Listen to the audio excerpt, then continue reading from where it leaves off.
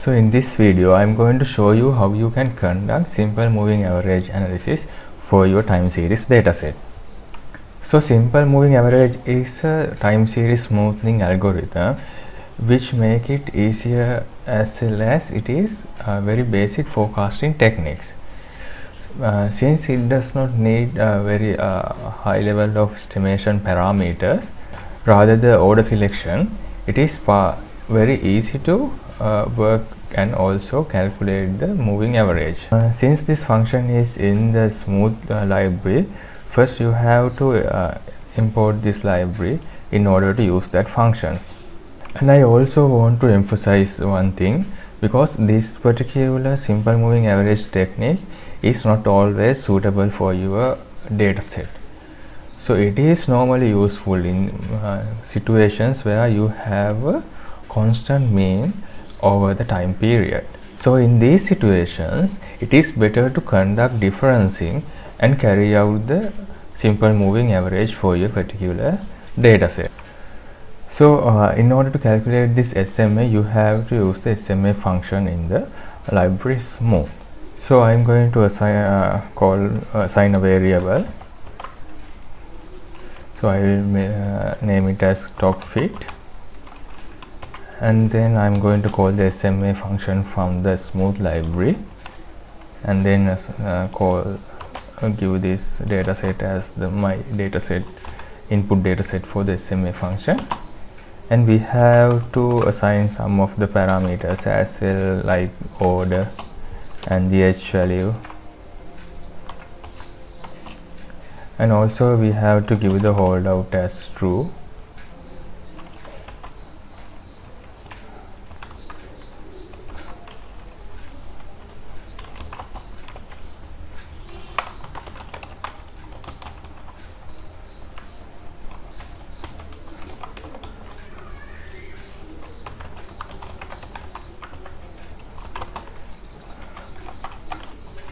And finally the level of confidence as 95%.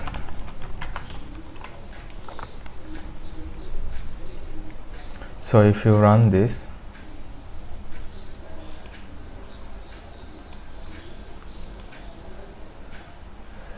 and then you can call the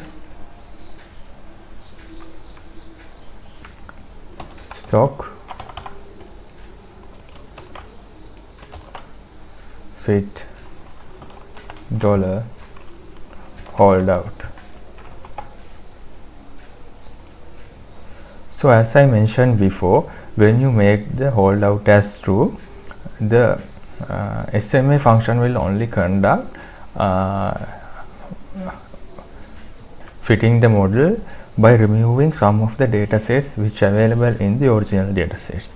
So the reason is that by doing that you can actually calculate and understand how much error in the particular dataset, because you have the opportunity to compare the original values with the forecasted value or the modeled value. So in here I have mentioned order as 12 because so by doing so we are specifying the average to be calculated by the past 12 months average, and in here I have mentioned as h equals 12 because it will hold out 12 measurements, 12 previous measurements from the model fitting, so that these 12 measurements will be used to calculate the accuracy or the accuracy assessment. So if you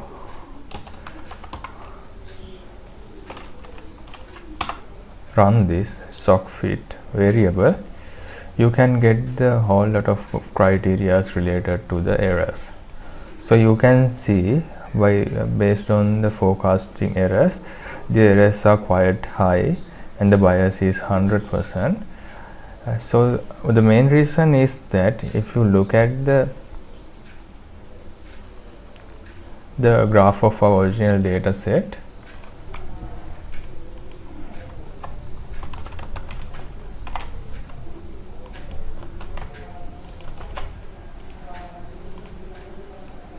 their data is increasing from all the way to the considering period. So in this case you don't have a constant average.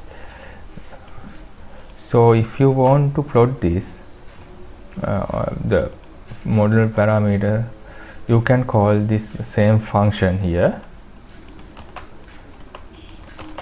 and then add another argument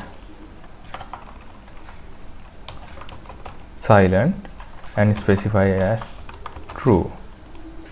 So let's run this.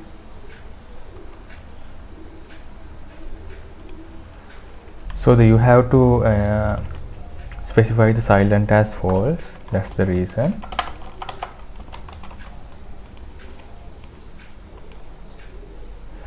So now you can see with the original data values have a strong difference between the values. That's why you will get a high level of errors in the particular modeling.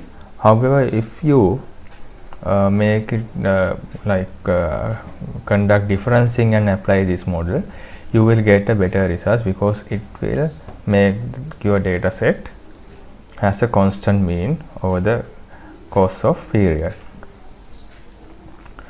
So in this way you can conduct a simple moving average to your data set. See you in the next video.